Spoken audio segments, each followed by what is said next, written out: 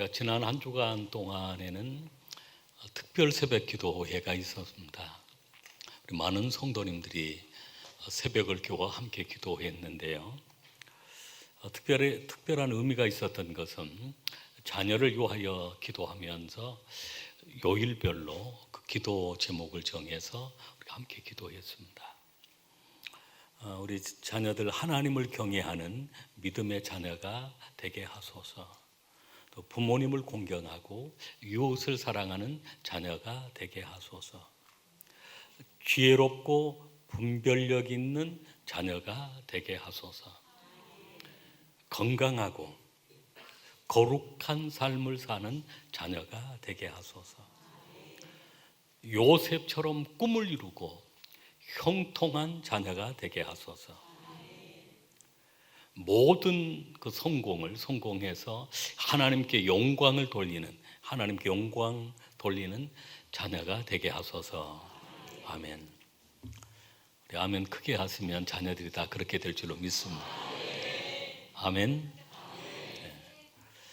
그리고 지난 주일도 오늘과 같은 제목으로 예수님의 겟세마네 기도라고 하는 제목으로 말씀을 나누었는데요.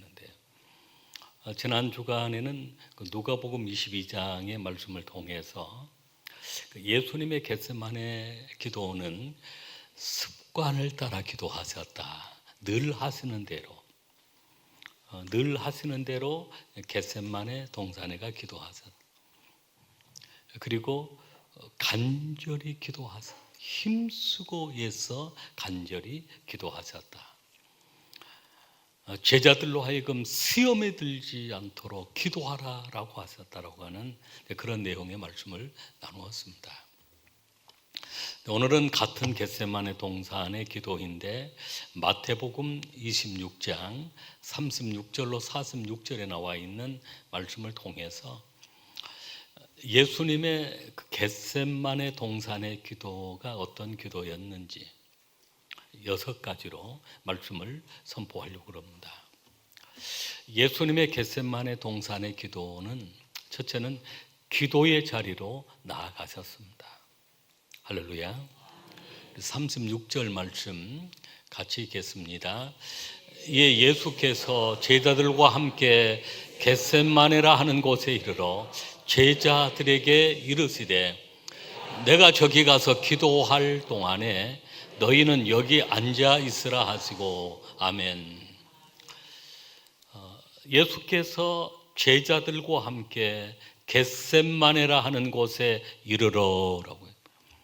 이 겟세마네 지난주에 기름을 짜다라고 하는 그런 이름의 뜻을 가진 겟세마네인데 예수님은 그곳에서 마음을 짜고 육체를 짜고 영혼을 짜면서 그곳에 기도하신 것입니다. 그 장소로 기도의 장소로 나아가셨던 것입니다. 우리가 기도하기 위해서 기도의 장소로 나아가는 것이 중요합니다.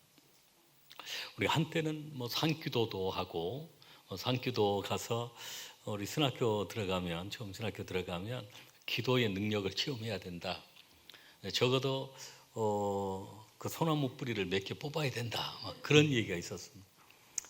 밤에 올라가서 기도도 해보고 전에 서울에 장신대 다닐 때 그 뒷산이 아차산인데 그 산이 기도하기 좋은 산입니다.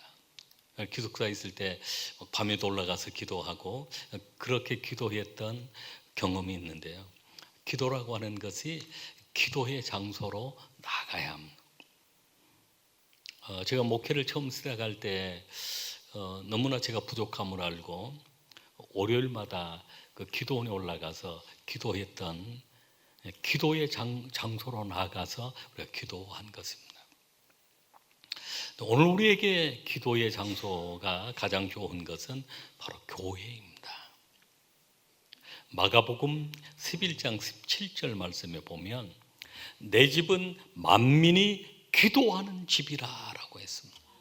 하나님은 교회를 세우시고 교회를 통해서 우리 기도의 장소로 만드시고 바로 그곳에서 하는 그 기도를 들어주신다라고 약속하셨습니다.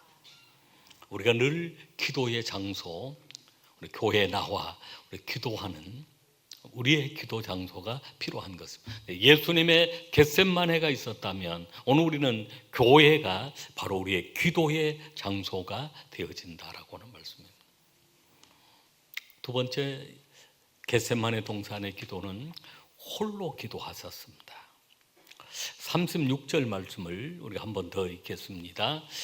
이에 예수께서 제자들과 함께 겟셋마네라 하는 곳에 이르러 제자들에게 이르시되 내가 저기 가서 기도할 동안에 너희는 여기 앉아 있으라 하시고 아멘. 기도하러 함께 올라가셨지만 그 제자들을 향하여 너희는 여기 앉아 있으라 라고 하시면서 내가 저기 가서 기도할 동안에 예수님은 기도할 그 동안 홀로 하나님께 기도하셨던 것입니다. 물론 우리가 교회 안에 합심 기도할 때도 있고 많은 성도들이 모여서 기도하지만 기도하는 그 시간은 1:1 하나님과 나와의 1:1의 관계 속에서 우리가 기도를 하는 것입니다. 여러분이 홀로 기도하는 그 시간이 얼마나 귀하고 아름다운 시간이에요. 지난 그 수능일에도 보니까 우리 어머니들이 자녀들 이제 시험 보러 가고 우리 교회에 나와서 기도하고 계시는 여러 어머니들을 보았습니다. 얼마나 간절히 기도하시는, 홀로 기도하는 것입니다. 그 기도를 우리 하나님이 들으시고 우리 자녀들 다 복되게 해주실 줄로 믿습니다. 우리가 하나님 앞에 서는 그 순간도 홀로 서는 그 순간입니다. 단체로 막 입장하고 그러지 않습니다. 우리 가족들과 함께 입장하고 그러지 않습니다.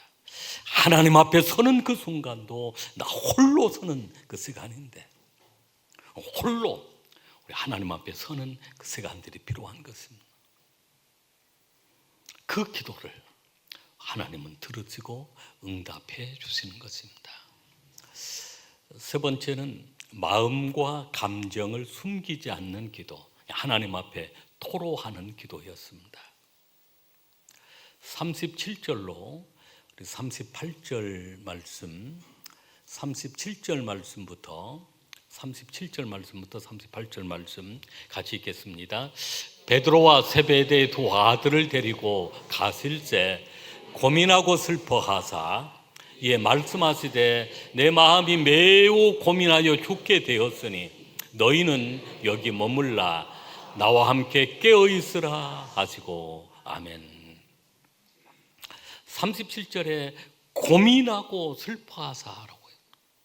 38절에 고민하고 죽게 되었다라고 말씀합니다.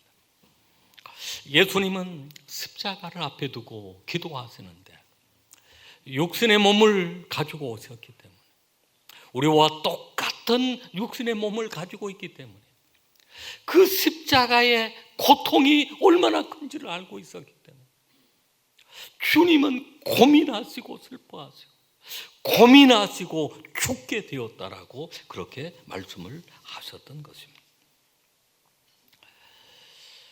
주님의 아픈 마음, 고통스러운 마음을 고민하고 슬퍼하는 그 마음, 예수님이 고민하사 내가 죽게 되었구나, 죽을 것 같은 그런 고통의 마음을 표현한 것입니다. 사람은 누구나 다 아픔이 있고 고통이 있습니다. 사람 앞에서 웃고 있지만 그 안에 울고 있는 사람이 많습니다. 사람 앞에서 기뻐하고 있지만 속에서는 슬퍼하고 있는 사람도 많습니다. 그것이 우리 인간의 모습이기도 합니다. 그러나 우리가 하나님 앞에서는 숨길 것이 없습니다. 마음이 아프면 아픈 대로, 슬프면 슬픈 대로, 고민하면 고민하는 대로 하나님 앞에 토로하는 것입니다. 사무엘상 1장에 보면 한나의 기도가 나오는데 한나의 기도가 그런 기도였습니다. 한나는 결혼을 했지만 아이가 없었습니다. 여러 상황들 속에서 그 남편은 또 둘째 아내를 얻었는데 분인나라고 하는 또 그 여인은 또 자녀를 또 많이 낳았습니다. 사람들이 한나에게 이런저런 얘기들, 물론 어떤 사람은 위로하고 격려하는 말도 했습니다. 그 남편을 통해 많은 위로를 받고 격려를 받았지만 진정으로 그 말이 위로가 되지는 않았습니다. 늘 슬펐습니다.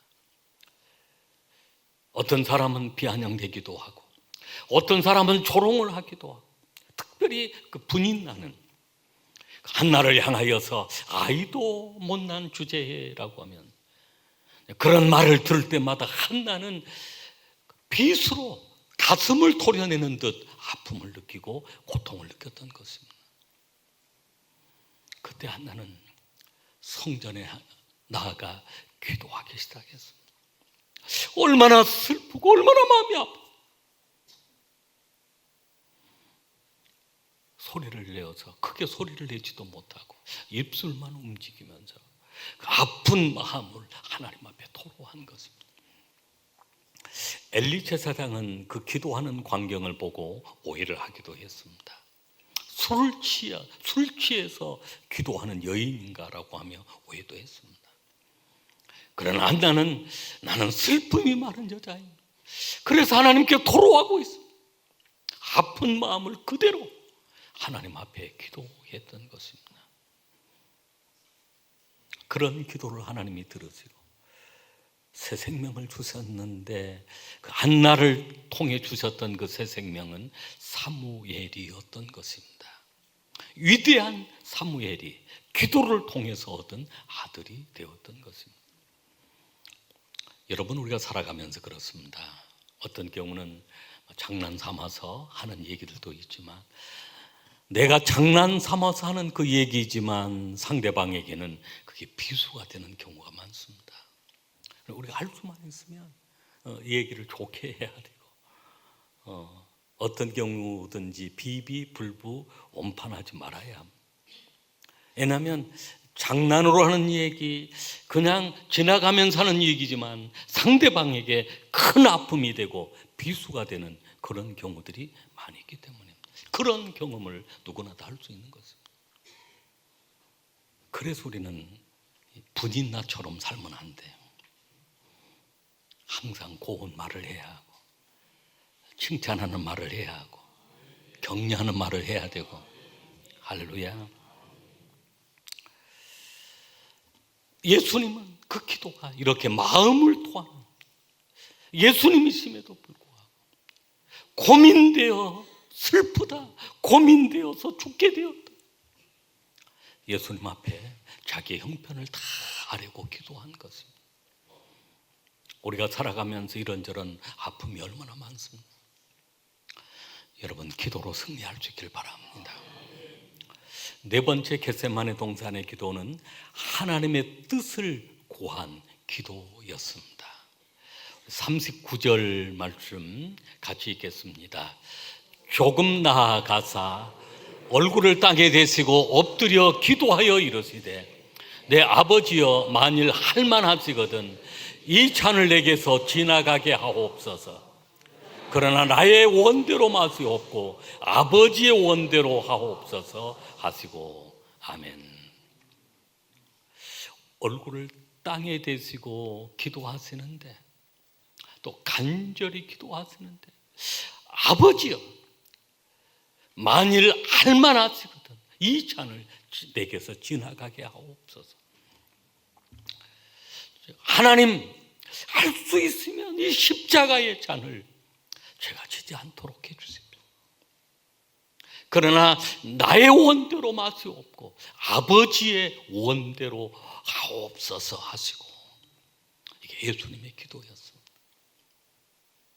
이런 기도를 3번씩이나 기도하신 것입니다. 기도가 깊어지면 깊어질수록 내 뜻을 이루려고 발버둥 치면서 몸부림치는 기도가 아니라 기도가 깊어지면 깊어질수록 하나님의 뜻에 순종하겠습니다. 하나님 말씀대로 하옵소서, 주님 뜻대로 하옵소서, 그 기도가 되어지는 것입니다. 어린 시절의 기도라고 합니다. 어린 신앙의 기도. 늘 하나님 이거 주세요, 저거 주세요, 떼쓰고 애쓰는 그런 기도를 많이 하지만 성숙한 신앙이 되어지면 이제는 하나님 뜻에 순종하겠습니다. 하나님 기뻐하는 일을 행하겠습니다. 그 일을 위해서 저를 사용해 주십시오라고 그렇게 기도하는 것입니다. 한 선교사님 얘기를 들은 적이 있습니다. 선교를 준비하고 사모님과 또 어린 딸을 데리고 선교지로 향하게 되었습니다. 그 두 어린 딸들은 아무것도 모르는 채 이제 아빠를 따라, 엄마를 따라 그 선교지로 함께 가게 되었습니다. 근데 공항에 도착했는데 출발을 하려고 하는데 그 어린 딸이 그 아버지에게, 그 선교사님에게 그런 얘기를 합니다. 아빠, 안 가면 안 돼요. 제 친구들이 다 여기 있는데요. 안 가면 안 돼요. 그 딸이 안 가고 싶은 거예요. 그래, 그 선교사님은 그 어린 딸을 안고 그런 얘기를 합니다. 아빠가 꼭 가고 싶어서 가는 것이 아니라 하나님이 부르셔서 하나님의 뜻에 순종하기 위해서 우리가 이 오지로 가는 것이란, 먼 훗날로도 그것을 알게 될 것입니다. 그렇게 달래고 그 아이를 데리고 이제 마닐라로 가서 또 거기서 배를 한 20시간 타고 들어간 그 섬으로, 오지로 가서 선교를 하게 되었습니다. 수많은 사람들을 구원하는 선교사로 사역을 했고, 그 딸은 나중에 커서 그런 얘기를 했습니다. 그 아버지께서 하나님께 순종하며 살아야 된다는 그 말이 제 생활의 중심이 되었습니다. 늘 그 말을 기억했습니다. 결국은 그 딸은 미국가 공부를 하고 국제 변호사가 되었고, 그리고 그 남편과 함께, 남편도 국제 변호사인데 한동대에 와서 교수님으로 일을 하고 계십니다. 그분이 바로 우리가 이번 선교에 가면 또 만나는 그 선교 사역에 함께 동역하고 있는 서태훈 선교사입니다. 여러분, 때로는 이 잔이 너무 무겁게 느껴지는 순간이 있지만, 할 수 있으면 이 잔을 피하고 싶은 생각이 있지만, 우리가 기도해야 될 그 기도는 아버지여 내 원대로 마옵시고 아버지의 원대로 되기를 원하나이다. 오늘 이것이 저와 여러분의 기도가 되어야 될 줄로 믿습니다. 다섯 번째는 반복하여 드린 기도입니다. 겟세마네 동산의 기도는 반복해서 드렸습니다. 42절과 44절 말씀을 같이 읽겠습니다. 다시 두 번째 나아가 기도하여 이르시되 내 아버지여, 만일 내가 마시지 않고는 이 잔이 내게서 지나갈 수 없거든 아버지의 원대로 되기를 원하나이다 하시고, 44절 또 그들을 두시고 나아가 세 번째 같은 말씀으로 기도하신 후. 아멘. 예수님의 기도가 그렇습니다. 이 잔이 얼마나 무거운 잔입니까? 이 십자가가 얼마나 고통스러운 그 십자가입니다. 인류의 죄를 대속하기 위하여 십자가를 지어야 하는데, 그러나 주님의 기도는 아버지의 뜻대로 되기를 원합니다. 반복해서 기도하고 또 기도했던 것입니다. 여러분, 기도가 그렇습니다. 한 번의 기도로 끝내는 것이 아니라 그 기도가 반복되고 반복되는 동안 기도하면서 나의 신앙이 성숙해가고, 기도하면서 하나님이 그 기도를, 응답을 준비하시고, 그리고 하나님이 우리 자신을 변화시켜 주시는 것입니다. 반복해서 기도가 필요한 것입니다.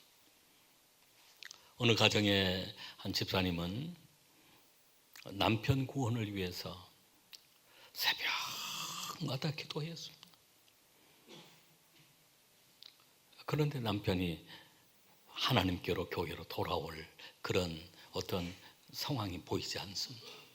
그러나 포기하지 않고 1년을 기도하고 5년을 기도하고 10년을 기도하고 20년을 기도하면 하나님 제 남편을 살려주십시오.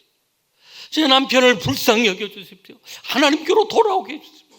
매일 새벽마다 기도했는데 어느 날 남편이 그 주일날 교회 문을 열고 온 것입니다. 할렐루야. 많은 사람들이 기적이 일어났다라고 합니다. 근데 그 집사님이 그렇게 고백합니다. 하나님은 제 기도를 예면치 않고 응답해 주셨습니다.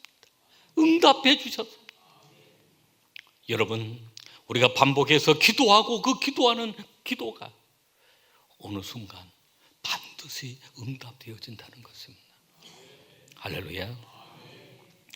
마지막 6번째는 사명을 향해 나아가는 기도였습니다. 우리 46절 말씀 같이 읽겠습니다. 일어나라 함께 가자. 보라 나를 파는 자가 가까이 왔느니라. 아멘. 그렇게 고통스러운 십자가, 대속의 그 십자가 할 수 있으면 이 잔이 지나가게 해달라고 기도했지만 이것이 하나님의 뜻, 아버지의 뜻이면 순종하겠다고 기도했던 그 예수님, 이제는 일어나라 함께 가자 라고 말씀하시며 사명을 향하여 나아간 것입니다. 기도가 그렇습니다. 우리 어떤 그 힘든 사역을 감당하면 우리 교회의 일도 마찬가지, 오래까지만 하도록 해주십시오. 오래까지만 하고 못할 것 같습니다. 하나님 그렇게 해주십시오라고 기도하는 경우가 있습니다. 그러나 기도하면 하나님은 그 일을 감당할 수 있는 힘을 주시는 것입니다. 능력을 주시는 것입니다. 그래서 우리는 담대함으로 우리의 사명을 감당해 나갈 수가 있는 것입니다. 사역을 하다 보면 어찌 어렵지 않는 순간이 있겠습니까? 그러나 우리가 포기하지 않고 하나님이 힘을 주십시오. 예수님은 담대하게 기도하시고 십자가를 향하여, 구원의 대속을 향하여 나아갈 수 있었던 것입니다. 바로 기도는, 그 겟세마네 기도는 피하려고 하는 기도가 아니라, 포기하려고 하는 기도가 아니라 하나님이 힘을 주십시오, 능력을 주십시오, 사명을 감당하겠습니다라고 힘을 얻는 그런 기도였던 것입니다. 우리 한 해를 마무리하면서 여러분 그렇게 기도하시길 바랍니다. 올해도 하나님이 힘 주셔서 사명 감당할 수 있었고, 내년에도 하나님 또 주님 앞에 서는 그날까지 주님 주시는 사명 감당하게 해주십시오라고 기도하는 우리 수정의 가족들이 될 수 있길 바랍니다.